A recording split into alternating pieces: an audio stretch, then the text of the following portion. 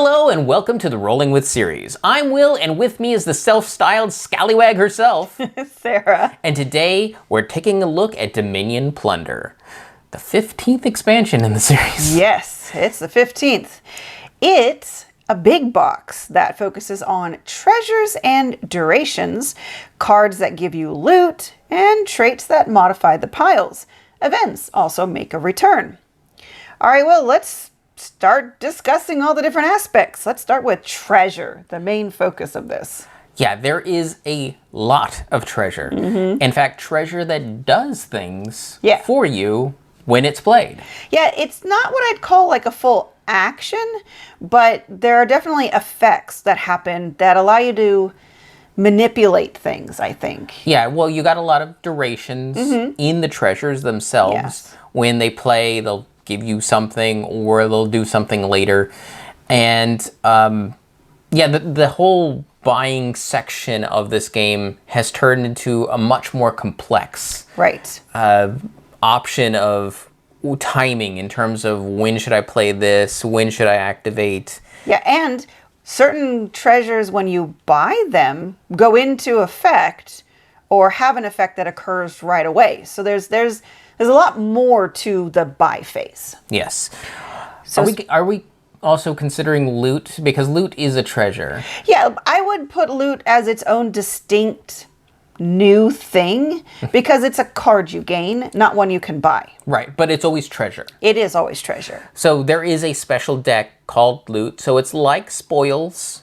It's like ruins from Dark Ages. Right. It's a separate card stack you can't buy directly, and it's face down, so you don't actually choose it like spoils. Right. It's a completely randomized deck. There are 2 copies of each, but I'm not remembering how many different loot. I think it's 15 different copies. Cards. Okay. So you have multiple different types of loot, but it's all random what you're going to get because it's loot. You don't know what you're going to get, so you loot it. Yeah, so the main way you actually interact with that is there are certain kingdom cards that get put out there, and they say under these circumstances, also gain a loot. Right. And loot is mechanically balanced to be probably a little bit better than gold. Yes. Most of the time, they'll give you 3 coins and something else. Yeah, like a lot of them will have an extra buy. Not all of them. It depends on whether the extra effect is like more powerful, but a lot of them have basically 3 coins, an extra buy, and something else. But even then, there's some in there that break that mold. But yeah, like comparing them to a better gold is a great way of thinking about it. Yeah, like one of the few exceptions where it's not like a gold, it's a card that you play, it stays out, and from that point on, every round or every turn, you get 1 money and 1 extra buy. Yeah, so it's like a ongoing duration treasure. Yes, a forever copper. Yeah, and with an extra buy. Yes. So that's pretty darn cool. Yeah, otherwise, 3 gold and something. Right. And as we've been saying, durations are a huge aspect of this. And what's really changed about them is the fact that it's not necessarily this turn and the next turn. They're situational now. They're going to trigger off of something happening, which could take several turns before that happens.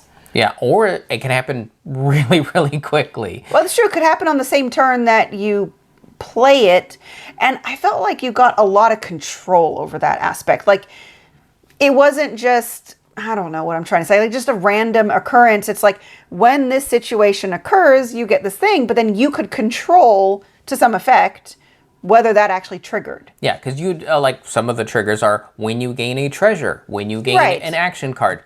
It's completely up to you when you actually get those. Right. So you can say, well, I'm not going to buy an action card until I can do this. Right. And then it would trigger once you buy that action card. So there's a lot of interesting new control over the treasure buy phase that didn't exist before. Yeah, and there are even some triggers that are a little restrictive too. Like for example, there was one that you don't actually get it back onto your deck unless the first card you play is a treasure card.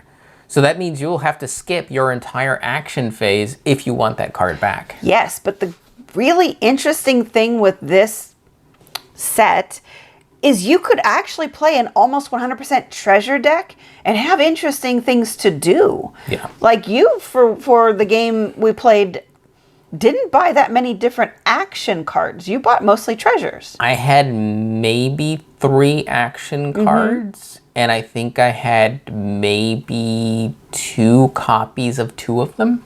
Right.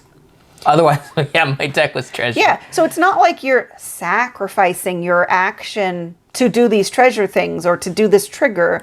You could actually build a deck that just never does an action phase. You just go straight to buying. And the other really interesting thing is the new traits. It recommends you probably only play with 1, depending, to 2. 1 to 2. Basically, they lump it in with events and other. Ways, I think there was one. The horizontal cards. Basically, the cards that get put out horizontally. And kind of stay out there. Yeah. So if you don't use events or any of the other things, then you could use 2 traits. Now, what traits do is modify a deck. You put the trait card underneath the stack so you can still read the ability of the trait. And it interacts with that stack maybe when you buy it, maybe when you play it, maybe when something else happens. And it's like one of them was cheaper. So when you buy this card, it's 1 gold cheaper. And there were other ones that triggered off of when you play this card, do this other thing. Yeah, so it will usually have some word like hasty. So therefore, that's not just a basic whatever, it's a hasty whatever. Yeah. And then it'll trigger on, say, hasty. Whenever a hasty card is played, well, that points back to that particular card. Right. So I thought those were really, really interesting. It kind of reminded me of Dominion Adventures, where you had personal tokens that could go out and modify certain cards.